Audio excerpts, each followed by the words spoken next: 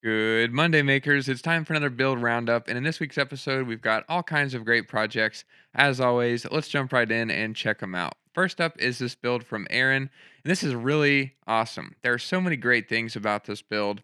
You can see that he's got this back patio that has a ton of raised garden beds out here. And it also has a seated area, or I guess like a sitting area, that you can, sit down, eat, enjoy dinner, and just kind of hang out with everybody.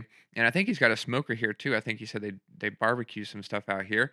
And then on the other side of this sitting area, they've got more raised garden beds, and you can see that he built a really large structure that basically solves a bunch of problems all at once. So first of all, this structure on this side is basically a trellis support for this raised garden bed that he's got here. And you can see that he built this framework and he's got different netting hanging off of it and going down, which is really cool. And he just secured the framework to the raised bed using the flanges here. And you can see he's got one of those at the bottom of each vertical. And I imagine there's just a screw going into the wood in the raised bed. And then what's really awesome about the backside of this raised bed here in the frame, he used some of the vertical growing towers and actually used the conduit in the build to support those, which I thought was super smart. And that'll just add a ton of stability to these because if you don't know, these are basically these three pots here are solid, pieces that are all combined together. And then same goes all the way down. All of these are all solid one piece per layer. And they kind of just alternate and then just stack on top of each other here. And he's using conduit through the middle of them to just add some stability. He doesn't have to worry about them toppling over or getting knocked over by the wind or maybe like a dog or a cat or something, running past and knocking it over, which I thought was super clever and adds some vertical growing to the backside of the build here. And then he basically branched off of this structure to add a sunshade or a canopy, whatever you want to call it, over the sitting area. So if they're out here and barbecuing and just enjoying time outside, then they have a nice sunshade. And then the structure continues. It has two legs that go down, and it looks like he made a base for them using the buckets here. I'm not sure if that's like cement inside the bucket or if it's just soil.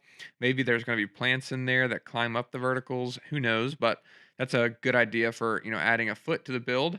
And then that structure continues and then goes down into another part of the this is the other end. Okay, so you've got the sitting area here, and it goes down to these two smaller raised beds, and basically just added onto the structure, continued it, and he's got a framework that just goes around both of these beds and adds a sunshade to protect the plants as they're growing. And he's got this framework that now he can add some trellis netting to. He already did add it, and here it is. Now the plants have something to grab onto and climb up. Really awesome. It just so many great things about this build. It looks like he solved a bunch of problems all at once, which is really cool. So thanks so much, Aaron, for sharing that. Really great build. Next up is a work in progress NFT rack. So if you don't know, you this is a technique for growing called nutrient film technique, or NFT for short. And he's growing, he said, vegetables hydroponically in his basement.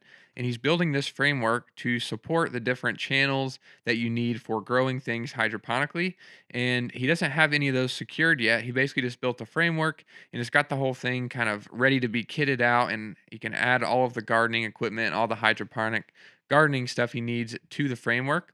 And basically just did that using a really good technique, which is just 90-degree connectors in the corners to make the rectangle. And then he's got these rungs that go from side to side using T connectors. And he did the same thing down here as well. And then he's got some 45-degree bracing to just provide some supports to these trays.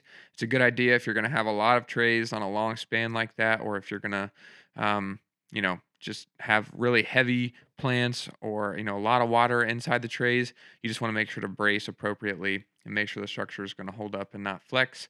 So that bracing is a good idea. He did that in the corners in various places.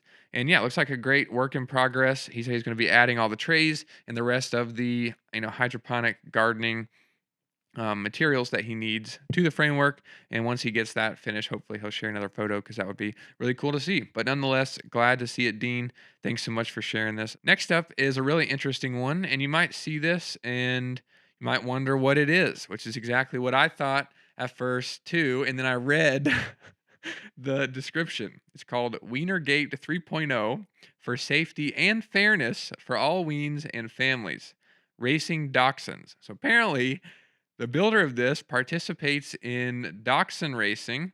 As you can see here, you guys know I love a good dad joke, so I love this caption. Smoking sausage, the closest race you ever did see. Can you call the wiener? Oh, that's so funny. So you can see the racing here, they kind of just release the dachshunds, let them run, and they race to the finish line. And apparently, this is kind of a common thing. If you search dachshund racing or wiener dog racing, you'll see that this is kind of a common thing, which is awesome. This should be more. This should be a nationwide sport. This is really cool. But one thing you have to worry about apparently is people might be tempted to cheat. You can imagine that if you're holding the dog ready to release, you might get a little excited and you might launch the dog or drop it a few feet ahead of the person racing you. And you might give your dachshund a little bit more of a competitive advantage. So, BrewDocs on Instagram shared this build where basically they made a gate that, as they said, for safety and fairness for all the participants. Basically, all you have to do is add some like chicken wire or a piece of wood or something to this to basically just kind of turn it into a gate. You can imagine all the pups are going to be lined up there, and then somebody on the side can just grab the handle, pull it up, and then the dogs can race and off they go. But just people always ask, what are the craziest things you see? And you guys are just really creative and clever, and we just love seeing stuff like this. But really cool. Just wanted to showcase that. And there are some good hacks in here. You can see you use the quick clamps to make it collapsible. I would imagine if you're racing at different places and you want to haul this around, you can take it apart really easily with the quick clamps. And then the stand that he made, or kind of the two outer walls of this, he just drilled some holes in the wood and the conduit just rests inside and that allows it to hinge. And then even here, he's using the adjustable angle connector that's secured on this pipe that's sticking out. And then he can just grab the handle and swivel it just fine. As you can see, it flexes there as he raises it up. It rotates, and that's because of the adjustable angle connector. So some cool hacks in here and just a cool build. So thanks so much for sharing that. Really great to see. Next up is a build from Crazy for DIY Mel. And this is Melanie. She has a business where she does all kinds of balloon art, signs, and different decorations for events and parties. And a while back, she built this sign for, I think it was a company that was welcoming back their employees. And they were having, just a sign and refreshments, coffee stand, all kinds of stuff whenever the employees came back and walked through the front of the building. And so she said she used Illustrator to design the framework and kind of plan out everything here, and it looks awesome. And then here, I think we can see here's kind of a mock up of how everything's going to look. And then here it is built and in place. And she used MakerPipe, as you could see in the Illustrator drawing. Basically, there's just some platforms or feet here that she made. I'm not sure if she used like concrete pavers or something like that, but then conduit goes up from those and then up into the back of the frame. And she just used some cross bracing with T connectors and just kind of supported the heaviest parts of the frame. It is balloons, but there's a lot of balloons packed in there, so it can get heavy. And this looks like it's really tall, so she just makes frameworks to kind of support the signs and the frames and everything all together. And this is really awesome. And I think she shared another photo of it, or at least I saw it on her Instagram. Here it is, another close up of it, and that's a really beautiful sign. I love the way that the different balloons, the way they're blown up to make this kind of mosaic artwork. Really cool. And here you can see some of the other stuff that she made. So really cool. Thanks so much for sharing that, Melanie. Another great build, and we always love when you tag us and share these with us. So thanks for doing that. Next up is not a build, but it's actually a really cool thing that I wanted to mention. This is from Nathan. He asked a question apparently a while ago. When making patio covers or pergolas, what material for shades are people using and where did you get them? That's a good question. If you're doing a sunshade for your garden or a canopy or awning like we've seen, and you want to know where to get those materials, we've had a few comments recently. And I really appreciate people joining in the conversation and sharing different things. And both of these I had never really seen before, and I'm really glad they were shared. The first one is from Sarah.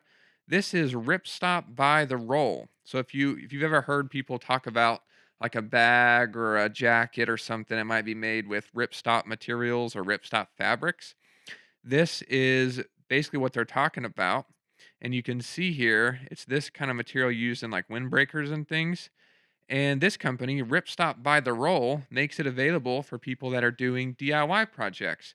If you're making like a hammock that's custom or whatever it may be, you can get Ripstop by the Roll, and this company sells it. And that's really cool. You can look at it by color and type, category, all kinds of different stuff. That's really awesome. And shared that. So thanks so much for doing that. And then another one is from Trident, and they said that Cellrite has spectacular fabrics. And I've heard of Cellrite before, but I didn't realize you could get, if you go under fabric and then outdoor living, you can see that they have awning and shade fabric, and you can get it by the yard, which is really cool. They have all kinds of different colors. They even have some different designs, and it's kind of expensive per yard, but I imagine it's high quality. It's a pretty well-known brand, for this type of thing. So that's really cool that you can buy that by the yard. So thanks so much for sharing that, Trident.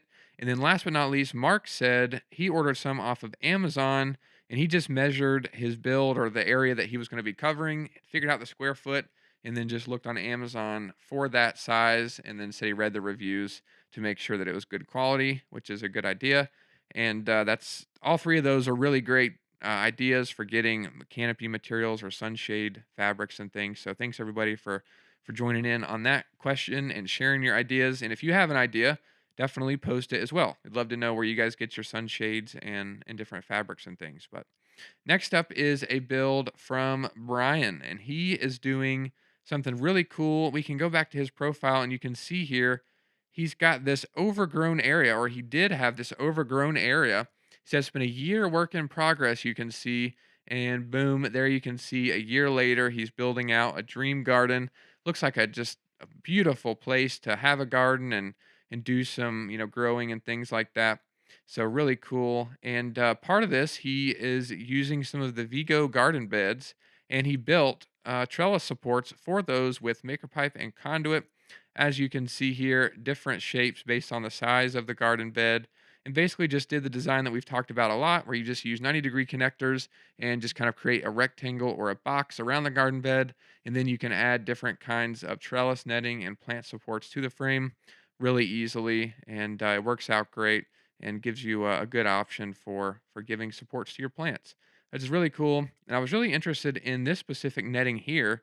It looked like it had some sort of like plastic clip that you could join the netting together with. It was like that those panels there look like octagon or kind of hexagonal, and they connected together with clips. I've never seen those before, but really cool, and looks like you can customize, the width and height of the netting based on the garden bed that you're building or the trellis support that you're building, which seems like to be really useful. So if you know what that is, I'd love to know. You can share it down in the comments or in the community. That'd be really great. So thanks so much for posting that, Brian. Really cool to see. Next up is a build from Jeff, and this is a really awesome greenhouse. You can see that Jeff also has plenty of garden beds back here that he is doing some gardening in, and he built a greenhouse around one of them, and it's really great. This is a good idea and design for a greenhouse. You can see he's got verticals going up all the way around the bed. And it looks like those are just kind of cement blocks, and the conduit is just going down inside of those, probably buried underground a little bit, maybe even using the garden stake hack that we've talked about a lot. And from those verticals, he just goes up, has a rectangle frame using the 90-degree connectors that we've talked a lot about. And then he used a coupling to connect the vertical upright and the bent piece of conduit here. I think he said he bent it to 67 degrees. And that bend goes up and connects inside of the 135-degree connector. He's got three of those going all the way down. And this kind of just creates this structure that's, flat on the sides and then goes up and has a pitched roof. And it's a really great design. He added some cross bracing with T connectors, and it looks like he even added some kind of a gate there. Can't really see the details on that, but I imagine he used probably looks like the PVC hinges where they just snap on the conduit and then you screw into the conduit, and then they work really well as a hinge. And then here you can see he's got the plastic around the outside, and he just used the greenhouse plastic clips that you just snap over the conduit and the material. It works great for securing it. And the ones he's using have like a metal reinforcement tab, which is good. And you can get those, I think, on Amazon and other gardening places. But we also have some on our website that don't have the metal clip if you want to keep those in mind as well. But yeah, really great build, Jeff. Thanks so much for sharing that greenhouse. And thanks to everybody for posting your builds.